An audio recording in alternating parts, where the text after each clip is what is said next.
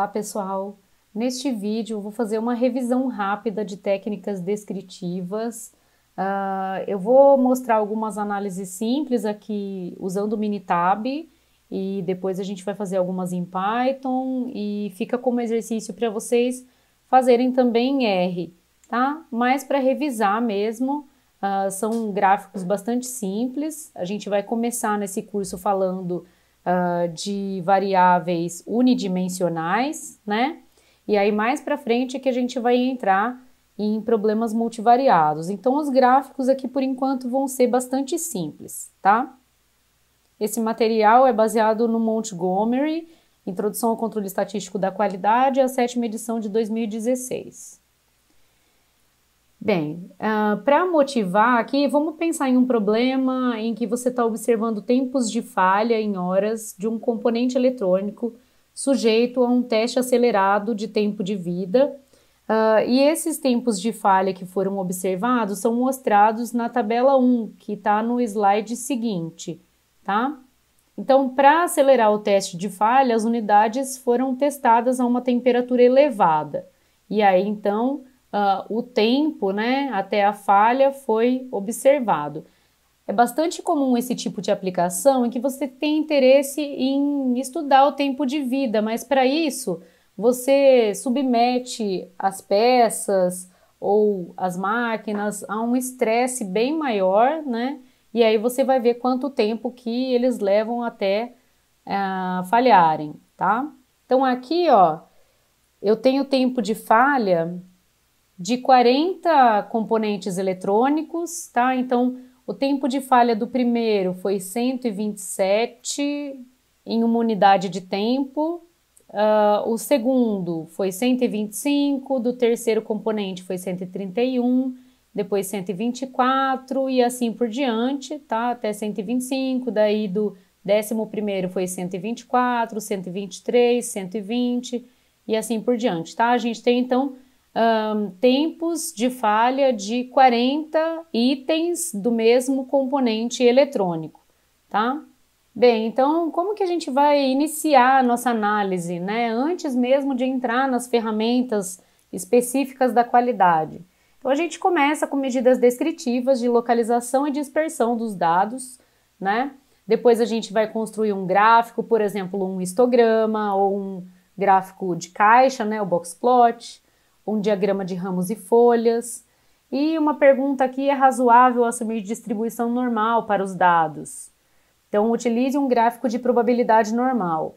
Por que essa pergunta, né? Porque tem várias técnicas que a gente vai ver aqui, como a gente já viu nas aulas anteriores, que supõem distribuição normal para os dados, tá? Então, aqui, ó, só para mostrar para vocês algumas telas do Minitab, tá?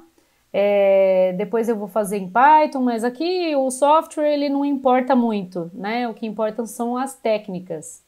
Então aqui, se a gente quiser obter estatísticas descritivas, então aqui no Minitab os dados vão entrar em colunas como de uma planilha, né? E aí você faz aqui no caso então em stat, em gráfico, tem várias ferramentas aqui que vocês podem explorar, tá? Aqui você pode obter o tamanho da amostra, que é 40, a média, que é 129,97, um erro padrão da média, o desvio padrão dos dados, o mínimo, o primeiro quartil, a mediana, o terceiro quartil e o máximo, tá? Você pode também construir um histograma, tá? E aí você tem também opções para alterar o tamanho das classes, por exemplo. Então aqui a gente vê que a princípio os dados eles parecem assimétricos, né? Assimétricos à direita aqui, né? Mas depois a gente vai dar uma olhada num gráfico de probabilidade normal para ver se essa assimetria é realmente um desvio da normalidade, né? No diagrama de ramos e folhas, a gente observa a mesma assimetria. Então aqui, ó, os dados ordenados, eles são descritos aqui nas linhas, né? Aqui eu tenho os ramos, que seria então a unidade de centena e dezena, e aqui eu tenho as unidades. Então, eu sei que nesses dados eu tenho uma observação 118, uma 119, depois uma 120, 121, outra 121, 122, 123, 123 de novo, e eu tenho 4 observações 124. Aqui eu tenho 125, eu tenho 5 observações 125, uma 126, uma 127, duas 128, 3 129 e assim vai, tá? Então aqui a gente consegue também observar a assimetria à direita, tá? E nos valores mais altos aqui, que representam tempos maiores de falha, né? Tempos maiores até falhar, você tem uma observação 151 e uma observação 160, tá? E a sua moda aqui é o 125, tá? Então aqui o valor que é o mais frequente na sua amostra é o 125. A próxima representação gráfica é um gráfico de probabilidade de C1, que é a coluna que contém os tempos de falha, tá? Então, aqui a gente tem um gráfico de probabilidade normal, com um intervalo de confiança de 95%, e ele me mostra também algumas estatísticas aqui, tá? E especificamente o valor P, que é bem pequenininho, que indica a rejeição da suposição de normalidade, tá? Por que isso? Bom, a gente tem aqui 3 pontinhos saindo das bandas de confiança, tá? Então, a gente tem evidências que esses dados não têm distribuição normal, a partir do gráfico de probabilidade normal, tá? Então, se a gente quiser usar alguma técnica que suponha normalidade, a gente teria que considerar uma transformação nesses dados, tá? Lá no histograma, a gente já previa, né, que esses dados não têm distribuição normal. Bom, eu não tenho boxplot aqui para esses dados do tempo de falha, mas a gente pode fazer depois em Python e vocês podem fazer em R. Mas eu tenho um exemplo aqui do Montgomery da figura 3.7 de um diagrama de caixa para os dados sobre os diâmetros de orifícios das nervuras do bordo de ataque da asa. Então aqui você tem uma outra aplicação, tá? E aí você consegue observar, né, algumas estatísticas descritivas aqui no boxplot. Então o mínimo, o máximo, nesse caso a gente não tem outlier, o primeiro quartil, o segundo quartil que é a mediana, 120,6, o terceiro quartil que é 120,9, você nota uma leve assimetria à direita aqui também, tá? E assim por diante, né? Tem várias coisas que a gente pode observar no boxplot. Se vocês quiserem olhar com mais detalhes, vocês podem olhar também para a aula de visualização e exploração de dados, tá? Uma outra possibilidade do boxplot é olhar para a representação da associação entre a variável quantitativa, nesse caso aqui índice de qualidade, com a variável qualitativa, nesse caso aqui a fábrica, tá? Então aqui, ó, notem que as caixas, elas estão com localização diferente, porém a 1 e a 2 elas ainda têm essa intersecção aqui, tá? Então a gente não consegue concluir se existe diferença na média desse índice de qualidade para a fábrica 1 e fábrica 2. Porém, se a gente olhar para a fábrica 1 e fábrica 3, eu noto que as caixas elas não têm intersecção, né? E por caixas eu digo do primeiro ao terceiro quartil. Primeiro ao terceiro quartil, tá? Então não tem intersecção entre a caixa da fábrica 1 e a caixa da fábrica 3. Então, se não existisse essa fábrica 2, a gente poderia dizer, né, que eu tenho evidências aqui de diferença entre as médias do índice de qualidade para as fábricas, tá? Nesse caso aqui, a gente só tem esse indicativo da fábrica 1 com fábrica 3. eu não tenho essa indicação, né, de diferença na média para a fábrica 2 e 3, porque elas têm bastante intersecção, e entre fábrica 1 e fábrica 2 elas têm alguma intersecção também, tá? Então, claro, o boxplot, ele dá uma ideia para a gente, né, da localização, da dispersão dos dados, tá? Então, por exemplo, aqui, a maior dispersão do índice de qualidade é observada na fábrica 2 e a menor dispersão, que é o tamanho da caixa, na fábrica 3, tá? Eu consigo olhar também para a assimetria, né? Então, aqui, por exemplo, na fábrica 3, eu tenho uma assimetria à direita, tá? Por quê? Porque o segundo quartil, que é a mediana, está mais próximo do primeiro quartil do que do terceiro quartil. Já na fábrica 1, a gente tem uma assimetria à esquerda aqui. Por quê? Porque a mediana está mais próxima do terceiro quartil do que do primeiro quartil, tá? Então, claro, né, a gente pode escrever todas essas análises, descrevendo os boxplots, mas depois, para concluir, nós temos que fazer um teste de hipóteses, tá? Então, notem que as ferramentas que nós vamos usar aqui descritivas, nesse curso, elas são bem simples, tá? Porém, a interpretação aqui, ela vai ser bem forte, tá? Então, voltando para aquele problema que a gente tinha do tempo de falha, a gente fez, né, calculou as medidas descritivas, fez um histograma, diagrama de ramos e folhas e o gráfico da probabilidade normal, e nós pudemos descrever essa variável, né, considerando medidas de localização, dispersão, assimetria, distribuição dos dados, né? Claro que aqui a gente não consegue concluir qual que é a distribuição, mas pelo menos a gente já consegue descartar a distribuição normal, tá? Bom, então fiquem com essas ferramentas em mente. Se vocês conhecerem outras ferramentas que acham interessante usar também, usem, tá? E eu vou deixar um arquivo para vocês, viscosidade.txt, que apresenta uma amostra de dados sobre viscosidade em um lote de um processo químico. Então, utilizando o software de sua preferência, e aí você vai poder usar qualquer um que tenha as ferramentas básicas, né, para fazer análise descritiva.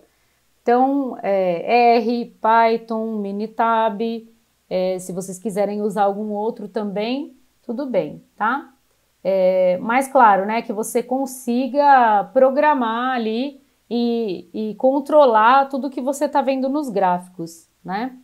Então, descreva os dados utilizando medidas descritivas de localização e dispersão. Construa um histograma, poderia fazer também um boxplot, tá? Construa um diagrama de ramos e folhas e responda se é razoável assumir a distribuição normal para os dados. Utilize um gráfico de probabilidade normal. Se você quiser usar um dos testes de hipóteses que vocês conhecem para testar a normalidade dos dados, vocês podem usar também, tá? Por exemplo, o teste de Shapiro-Wilk. Mas se vocês conhecem outros, podem usar também, tá? Então, façam aí a análise desses dados e aí depois me deem um retorno. Então, aqui, por exemplo, eu vou fazer alguns gráficos em Python, tá? Como uma revisão de técnicas descritivas. Então, eu vou considerar o exemplo de tempo de falha também. Vou fazer aqui a leitura das bibliotecas e a leitura dos dados. Tá? Então, aqui eles estão todos digitados aqui. E aí, alguns gráficos simples que a gente pode fazer, né? Então, por exemplo, posso fazer um boxplot, tá? Nesse caso aqui, a gente não tinha feito o boxplot lá no Minitab, né? Mas aqui, então, se vocês olharem para o boxplot aqui, usando o Python, você vai ver que tem dois outliers aqui, que são justamente os tempos de falha maiores, né, da base de dados, tá? A gente pode fazer um histograma aqui, tá? Então, ele fica bem parecido com o que a gente tinha obtido lá no Minitab, né? E aqui, eu vou passar para um data frame, caso vocês queiram fazer algumas outras análises. Então, para passar para o data frame, eu fiz o seguinte, eu defini um D aqui, que vai ser tempos de falha, que vai ser a minha variável, né? Vai ser uma coluna do data frame. E aí, então, ele vai assumir os tempos de falha, e aí você usa o pandas data frame, com data igual a D, e eu vou atribuir isso para df, tá? E aqui, se eu fizer df.head, então eu tenho as 5 primeiras observações, tá? Se você quiser fazer um describe, então você pode colocar df.describe, e o que ele vai fazer? Então ele vai te dar aqui um sumário, né, com algumas medidas descritivas, tá? Então, contagem, você tem 40 observações, a média 129,975, o desvio padrão 8,91, o mínimo 118, o máximo 160, os quartis aqui. Então, você consegue ver as medidas descritivas aqui, direto com o describe, tá? Só que o describe você precisa fazer com o data frame. Um outro gráfico que eu acho interessante também, e que tem a ver com as cartas de controle que a gente vai construir, é o gráfico de linhas, tá? Então, o gráfico de linhas, você consegue ver, né, como que tá, se tá com alguma tendência. Então, aqui a gente vê que tem uma tendência de aumentar, conforme nós fomos tirando as amostras, parece que o tempo de falha aumenta um pouquinho, tá? Outra coisa que a gente consegue observar é que ao longo do tempo parece que a variabilidade dos dados ela vai aumentando, né? Então você vê que aqui, ó, eu tenho esse ponto aqui que é 120 e pouco, e aí vai lá para 160, e aí volta. É uma variabilidade aqui que a gente não observava lá no começo, né? Então, tudo isso a gente vai ver depois com um gráfico de controle, tá? E a ideia do gráfico de controle vai ser justamente um gráfico de linhas, só que com limites de controle aqui, tá? Então, isso a gente vai chegar logo mais. E para terminar aqui, a gente tem com a função probplot do SciPy Stats, a gente tem um gráfico de probabilidade normal, tá? Bom, aqui ele não tem os limites, né?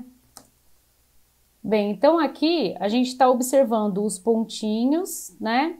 E essa reta do que seria esperado, né? Se os dados tivessem distribuição normal, tá? Então aqui a gente não tem o intervalinho de confiança, né? Mas a gente vê que tem 2 pontinhos aqui que se distanciam bem dessa linha vermelha, tá? Então, a gente tem aqui evidências de que os dados não têm distribuição normal. Portanto, se a técnica que nós formos usar tem como suposição que os dados têm distribuição normal, a gente não vai poder usar nesses dados, tá? Então, com base nas ferramentas que nós conhecemos, nós precisamos saber, né, se a técnica é adequada para aquela base de dados ou não, tá? Então, no próximo vídeo, nós vamos começar a ver as ferramentas básicas da qualidade. Até mais!